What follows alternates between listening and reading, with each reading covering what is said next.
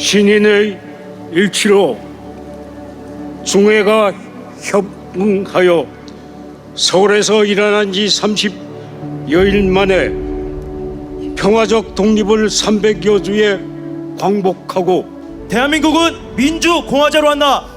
제2조 대한민국은 임시정부가 임시의정원의 결의에 따라 통치한다. 사람들의 손에 의해 한 그루의 나무가 심어졌습니다. 이제는 멈추지 않으리라.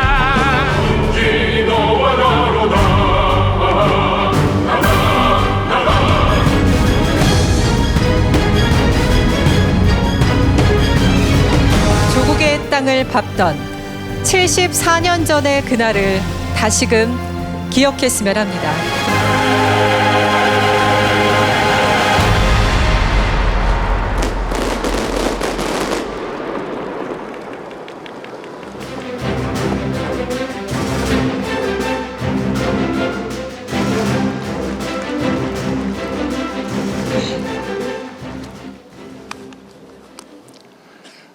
존경하는 국민 여러분, 해외 동포 여러분, 여기는 서울 여의도 광장입니다. 중국에서 활동하시던 대한민국 임시정부 광복군 4분이 해방 사흘 뒤에 맨 먼저 밟으신 조국 땅이 바로 이 자리입니다. 그 후로도 여의도는 우리 역사와 함께해 왔습니다. 민주화 초기에는 대통령 선거 유세 대결이 이곳에서 펼쳐졌습니다. 수많은 이산 가족들이 눈물로 상봉하신 곳도 이곳입니다. 그리고 지금 여의도는 대한민국 정치와 경제와 언론의 심장으로 박동하고 있습니다. 100년 전 오늘 대한민국 임시정부가 중국에 세워졌습니다. 그 100주년을 우리는 대한민국 현대사를 증언하는 여의도에서 기념합니다. 제국주의 일본이 조국을 짓밟았던 1919년 3월 1일, 우리 선조들은 조선이 독립된 나라이며 조선인이 이 나라의 주인이라고 선언하셨습니다. 그날부터 국내외에서 독립 만세운동이 이어졌습니다. 특히 4월 11일에는 민족의 선각자들이 중국 상하이에 대한민국 임시정부를 세우셨습니다. 임시정부는 새 나라의 국호를 대한민국으로, 국채를 민주공화제로 정했습니다.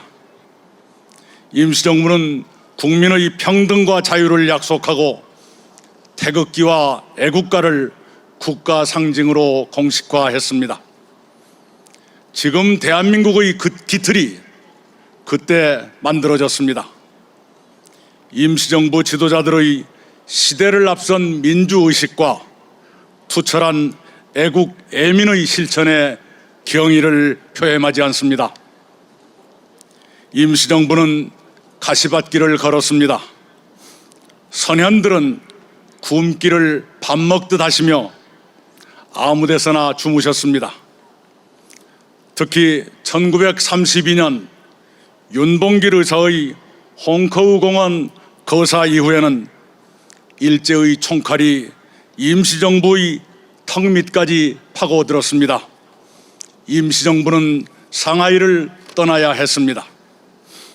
그 후로 항저우, 창사, 광저우, 치장 등으로 8년 동안 4,000km를 돌아 1940년 충칭에 자리를 잡으셨습니다. 충칭에서 임시정부는 광복군을 창설하고 일본에 선전포고를 했습니다. 광복군은 연합군과 함께 중국, 인도, 미얀마 전선에 뛰어들었고 국내 진공작전도 세웠습니다. 임시정부 26년 4개월 동안 수많은 요인과 가족들이 굶주림과 추위와 병마에 쓰러져 가셨습니다. 수많은 의사와 열사들이 일제와 싸우다 그들의 총칼에 숨을 거두셨습니다.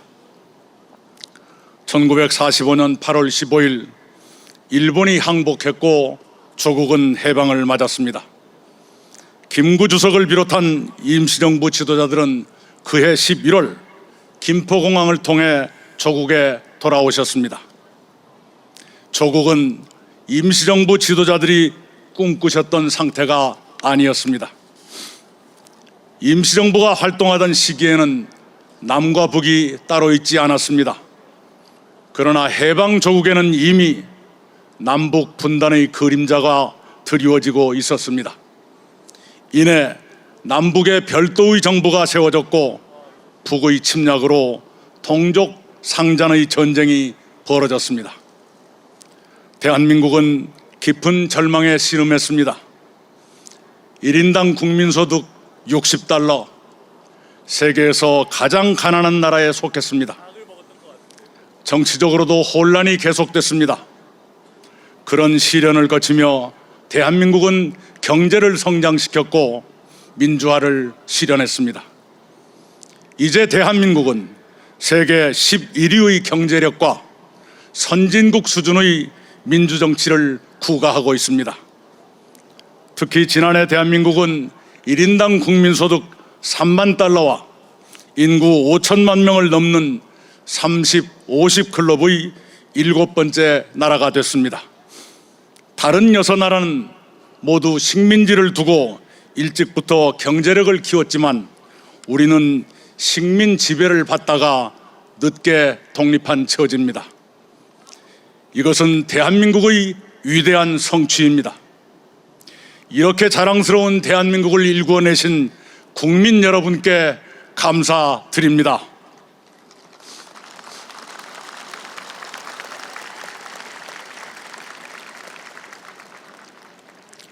(100년) 전에 임시정부를 세우셨던 선현들께 오늘 저는 후손들의 위대한 성취를 감히 보고드립니다.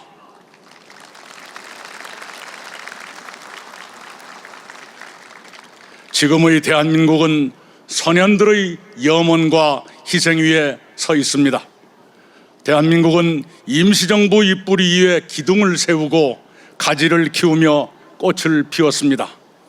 현행헌법은 우리 대한민국은 3.1운동으로 건립된 대한민국 임시정부의 법통을 계승한다고 선언했습니다. 풍찬 노숙의 고난과 죽음의 위험을 견디시고 독립에 헌신하신 임시정부의 모든 선현들을 추모하며 감사를 드립니다.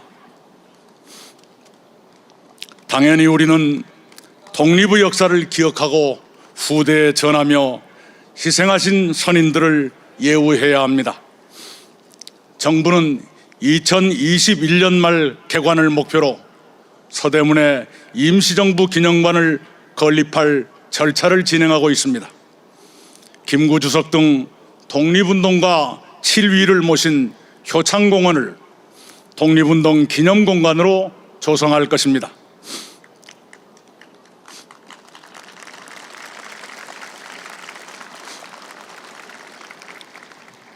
얼마 전에는 충칭 광복군 총사령부를 복원했고 러시아 우스리스크에 최재형 기념관을 열었습니다.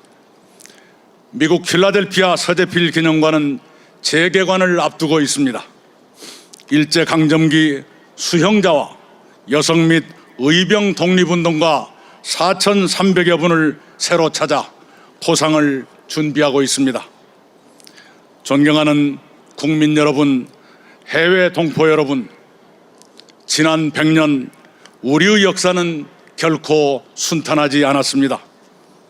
35년 동안 외세의 지배를 받았고 3년 동안 전쟁을 치렀습니다. 71년 동안 분단된 채 남북이 서로 미워하고 대립하며 살았습니다. 지독한 가난과 잇따른 정변도 겪었습니다. 그런 고난을 딛고 우리는 세계가 주목하는 국가로 발전했습니다.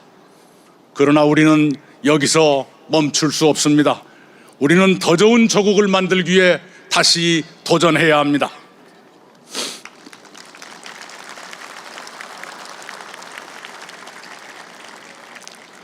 첫째, 조국의 분단을 극복하고 평화와 번영의 한반도를 실현해야 합니다. 그러기 위해 우리는 미국, 중국, 일본, 러시아 등 국제사회와 협력하며 한반도 평화와 공동 번영을 모색하고 있습니다. 둘째, 경제적으로 다시 도약하기 위해 혁신 국가를 구현해야 합니다. 우리는 혁신으로 새로운 경제 발전의 동력을 만들려는 혁신 성장에 매진하고 있습니다. 셋째, 국민이 함께 잘 사는 포용 국가로 나아가야 합니다. 우리는 불평등이 완화되고 모든 사람이 공동체 안에 포용되도록 더욱 노력할 것입니다. 넷째, 국민이 안심하고 사시는 안전 국가를 이루어야 합니다. 우리는 재해와 재난, 사건과 사고를 줄이고 그 피해를 최소화하려고 분발하고 있습니다. 다섯째, 법과 상식이 지배하는 정의 국가를 세워야 합니다. 우리는 그 어떤 특권도 반칙도 용납하지 않는 법치주의를 확립하자고 마음을 모으고 있습니다. 민족 선각자들은 조국 독립을 위해 목숨과 가산을 아끼지 않으셨습니다. 우리는 선현들의 염원과 희생을 잊을 수 없습니다. 이제는 우리가 해야 합니다. 평화와 번영의 한반도를 추구하면서 혁신국가, 포용국가, 안전국가, 정의국가를 만들도록 오늘의 우리가 나서야 합니다. 우리가 그렇게 하겠노라고 100년 전 대한민국 임시정부를 세우셨던 선현들 앞에서 함께 다짐하십시다.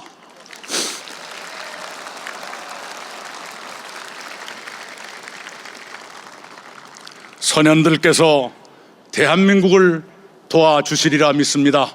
대한민국은 영원할 것입니다. 감사합니다.